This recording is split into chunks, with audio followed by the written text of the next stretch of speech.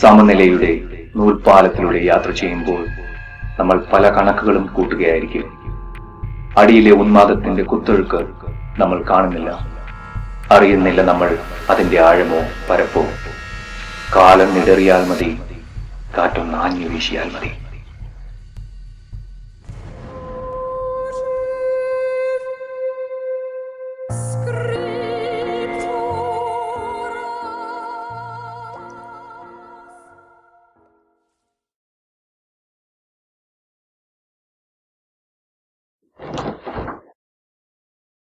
Alex മുമ്പ് meet ചെയ്തിട്ടില്ല ഇവനെ?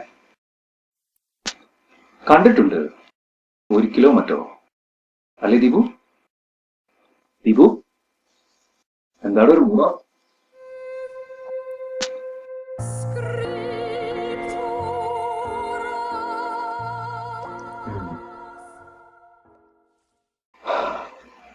ഇപ്പൊ ഇങ്ങനെ അലക്സ് ഒന്നിനൊരു ഉത്തരവില്ല. ആരോടോ എന്ന പോലെ സംസാരിക്കുന്നു, ആരോടോ മറുപടി പറയുന്നു, ആരോ ഇവന്റെ കൂടെയുള്ള പോലെയാണ്. എല്ലാം ഞാൻ മുമ്പ് പറഞ്ഞിരുന്നല്ലേ.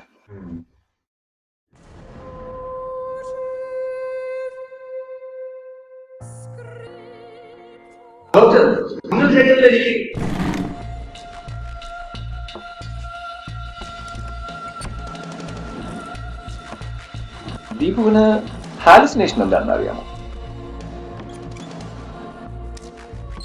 It's A visual perception. Sudhi പറഞ്ഞതാണ് ശരി. എല്ലാം ദീപുവിന്റെ മനസ്സിന്റെ ഓരോരോ ക്രിയേഷൻസ് ആണ്.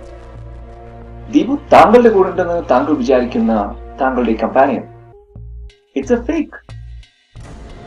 ദീപുവിന്റെ മനസ്സിന്റെ ഒരു കുസൃതി. ഞാനിതെല്ലാം ദീപുവിനോട് പറയുന്നത് എത്രയാണെന്ന് വെച്ചാൽ, ഇതെല്ലാം ദീപു റിയലൈസ് ചെയ്യുക എന്നുള്ളതാണ് നമുക്ക് ആദ്യം വേണ്ടത്.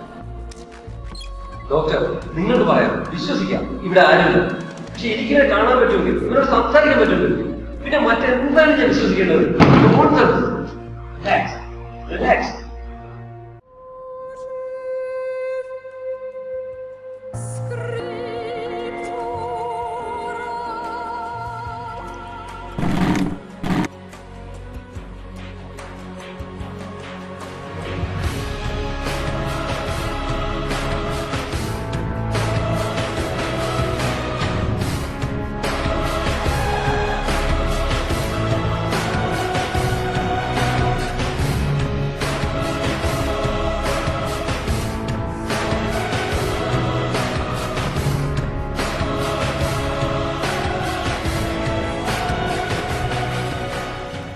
ദീപു,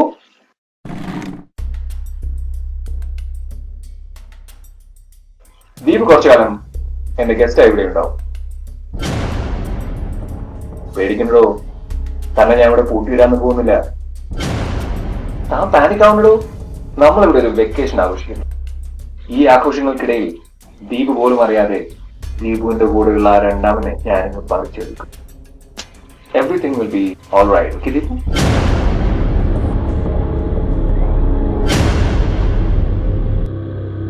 ഡോക്ടർ,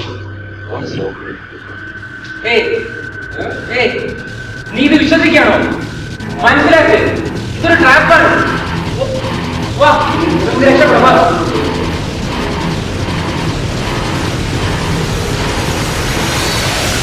അച്ഛൻ്റെ